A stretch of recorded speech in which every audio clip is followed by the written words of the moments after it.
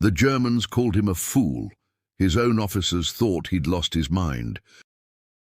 But on a frozen morning in December 1944, deep in the Ardennes forest, where snow ran red and the Reich made its final desperate stand, Private First Class James Henderson of the 333rd Field Artillery Battalion did something so reckless, so completely against every rule in the Army manual, that it saved his entire unit. And in doing so, he turned the deadliest enemy snipers in Europe into ghosts haunting their own forest. This is the story of how one black soldier, armed with nothing but audacity and a refusal to die, quietly turned the predator into prey, and proved that genius often looks like madness until the smoke clears and the bodies are counted. It was December 16th, 1944, the start of the Battle of the Bulge, Hitler's last desperate gamble to split the Allied forces and turn the tide of a losing war. For the men of the 333rd, one of only 2 African-American field artillery units to fight in Europe, that day was the beginning of hell. They were stationed near the Belgian town of Werth, supporting the 106th Infantry Division when the German assault came crashing through the fog like a steel avalanche. Panzers rolled through villages, paratroopers dropped from the sky, and hidden deep in the trees, the snipers waited. These were no ordinary shooters. They were Gebirgsjäger, German mountain troops trained in the Alps, capable of lying motionless in the snow for hours, able to put a bullet through a man's eye from 400 meters away and vanish before his body hit the ground. They wore white snow capes, blending perfectly with the birch trees. They moved like ghosts, and they were hunting. James Henderson was 23 years old, born in Greenville, South Carolina. He'd learned to shoot cans off fence posts with his grandfather's rifle, and something even more valuable, that the world would underestimate him every single day of his life, and survival meant being smarter than everyone assumed he could be. When the Army drafted him in 1942, he trained at Fort Bragg, where black soldiers were segregated, sleeping in separate barracks, and led by white officers who claimed they lacked the intelligence or courage to fight. Henderson didn't argue. He listened, learned, and waited for his moment. That moment came in a frozen Belgian forest. The 333rd had been overrun. Communications were down, supply lines cut, and Henderson found himself with 11 other soldiers, black men from Georgia, Alabama, Texas, Louisiana, hiding in a ravine while German forces swept past. Above them, the snipers took position. For 6 hours, death rained down. Men were shot one by one, through the throat, through the chest, through the face. Every time someone moved, a bullet followed. Fear became the enemy's greatest weapon. Pinned to the frozen ground, Henderson watched his brothers die.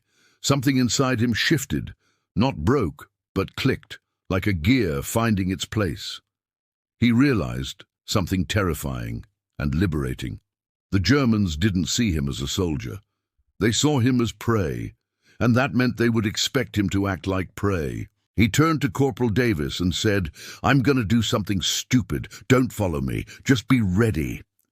Before Davis could stop him, Henderson stood up. Not cautiously, he stood up in full view of 3 sniper positions and started walking through the snow as if out for a stroll. No running, no ducking. He walked like the bullets didn't exist. The men behind him thought he'd lost his mind, but the snipers hesitated.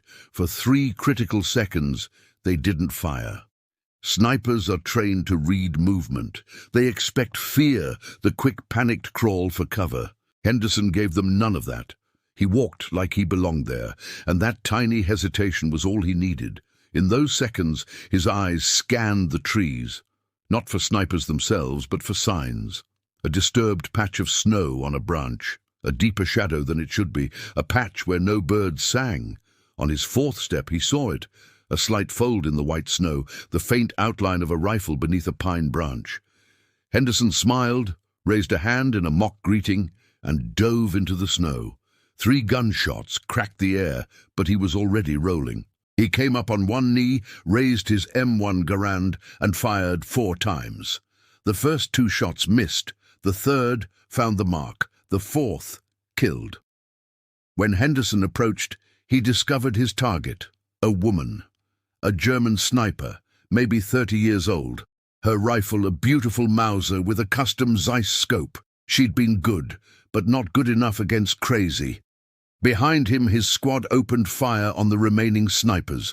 One was hit, another tried to run, and was cut down before he made it 30 meters. Then silence, the kind of silence that only comes after death.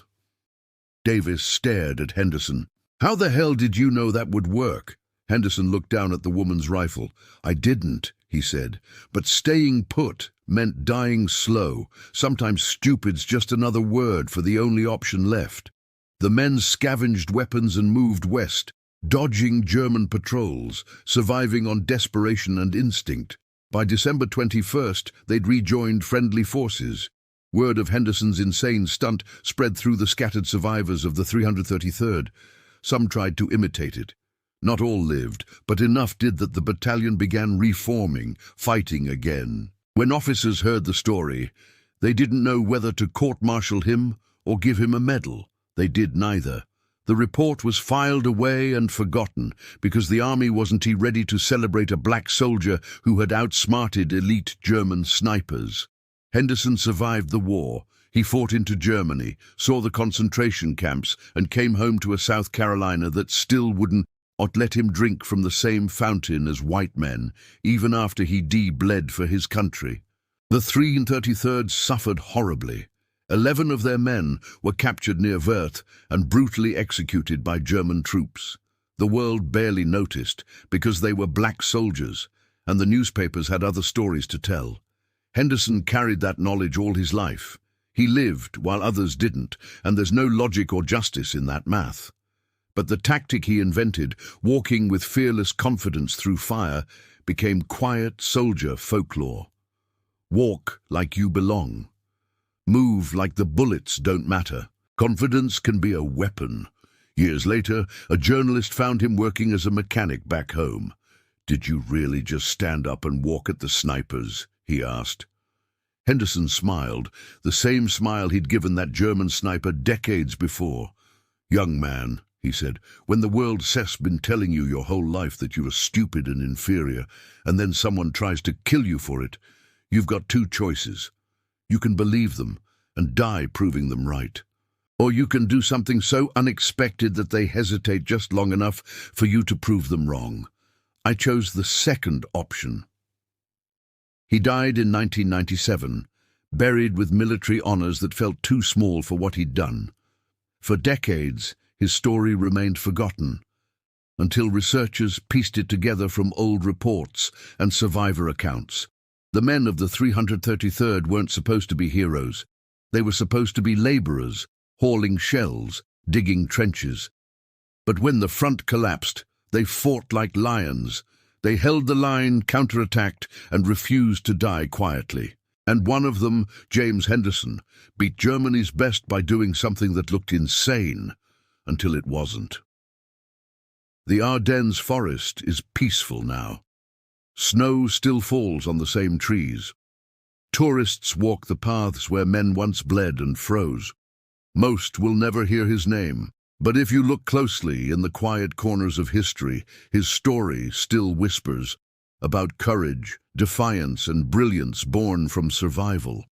Henderson's trick wasn't madness, it was strategy, the kind born from a lifetime of being underestimated. The German snipers had training, weapons, and perfect camouflage. Henderson had something they didn't: experience surviving a world that wanted him dead long before the war began. That was his true advantage. When you've already faced down a nation's prejudice, a rifle in the forest isn't the scariest thing in the world. And that's why James Henderson walked into fire and came out the other side. Because sometimes the greatest victories come from those who refuse to accept defeat, no matter what the world expects of them. If this story moved you like this video, share it and help keep these untold stories alive. James Henderson's name deserves to stand beside every hero of World War II, because the fight for freedom wasn't just against fascism abroad, it was against injustice at home. And somehow, heroes like him found the strength to win both.